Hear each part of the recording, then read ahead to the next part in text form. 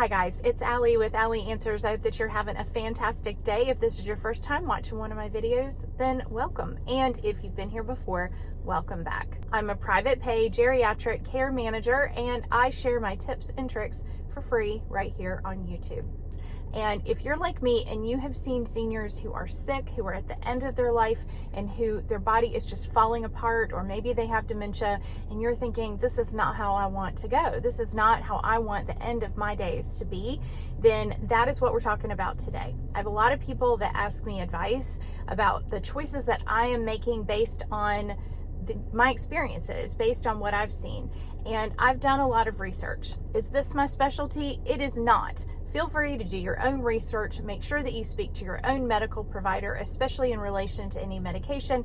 But I want to share with you what I have learned. In the description box, I'm going to link some of my favorite podcasts and some things that I've learned along the way so that I can just kind of show you where I've gotten some of this information. But some of it is just by gathering it the hard way, sitting with people at the hospital, watching them in their final moments and talking to them about their habits and the things they've done and haven't done and they wish they would do differently.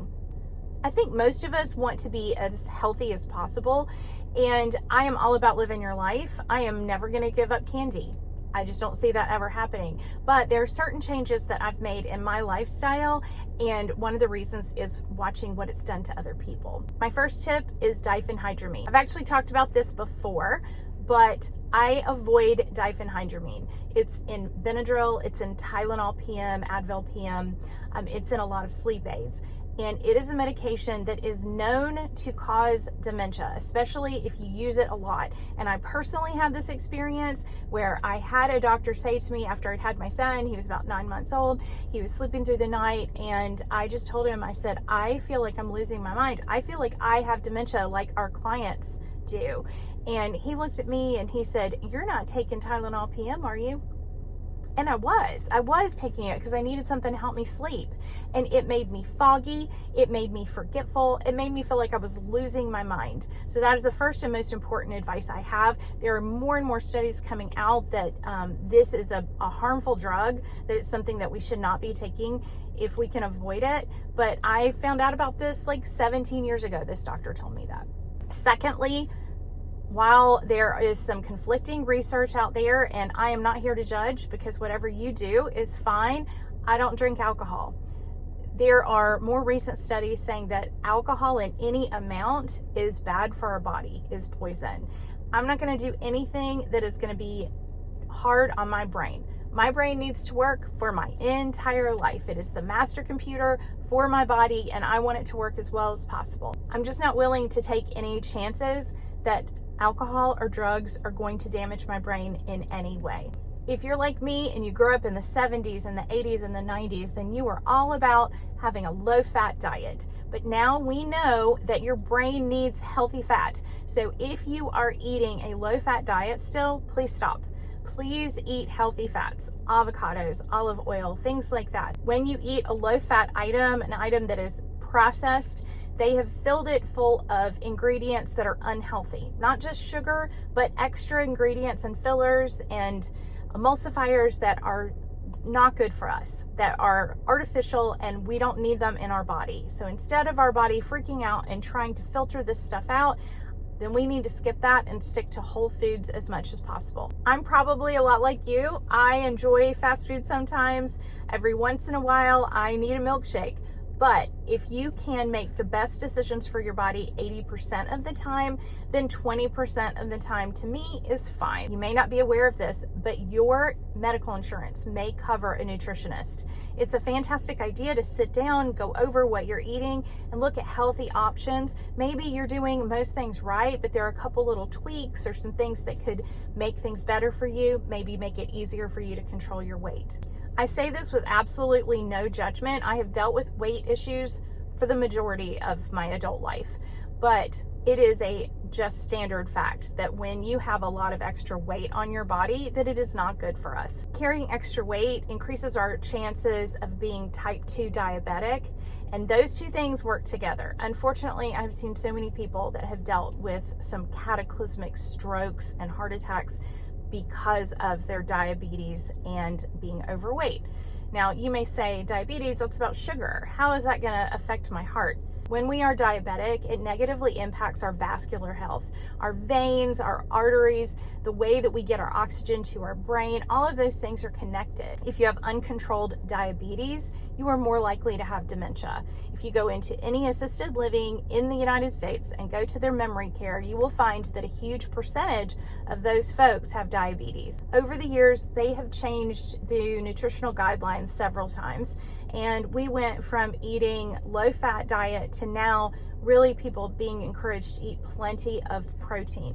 Personally, I've seen that protein is very important in healing wounds in the body. It is also important if you've lost a lot of weight that you need to make sure that your protein intake is high enough because you're probably losing muscle mass. Muscle mass is hugely important to make sure that you are as stable as possible. I talk to senior ladies every day who will say, I'm very skinny. I'm skinny. I don't know why the physical therapist thinks that I need to exercise, why they come get me and come make me exercise. Because it is not just about being skinny. Back in the 70s, 80s, 90s, whatever, it was all about just being thin. Muscle strength means stability.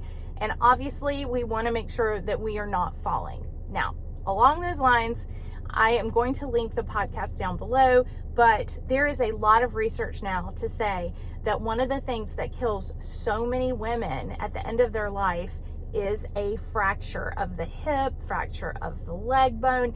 So how do you avoid that?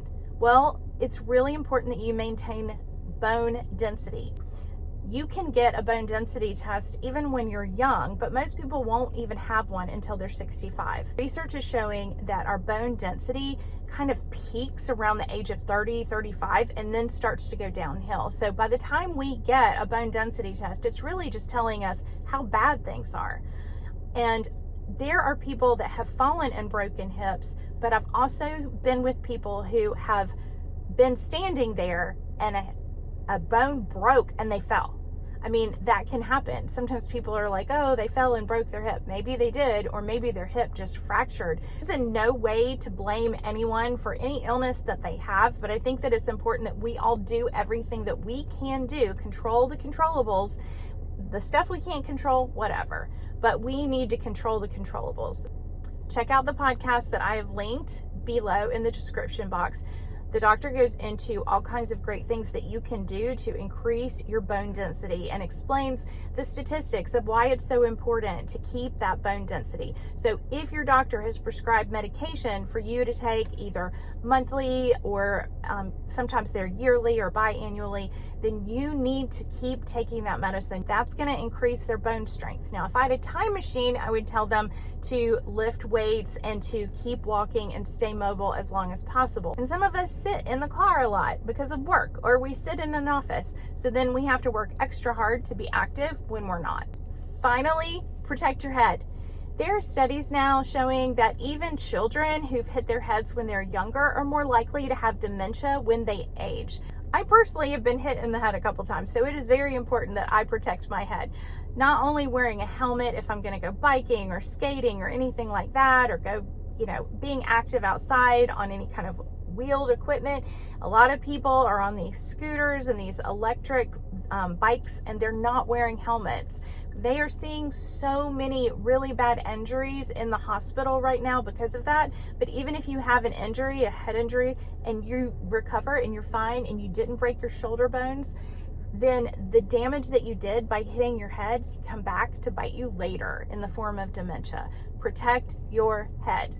And then the other things that we know are good for our bodies, making sure that we stay on a schedule is good for us no matter what age we are on, making sure that we're getting enough sleep, honoring our bodies, doing what is good for our body, and being out in nature. Our bodies were made to be in nature. So make sure that you get out of your car, get out of your office, get out of your house, take a walk, take your dog for a walk, go take your mom for a walk.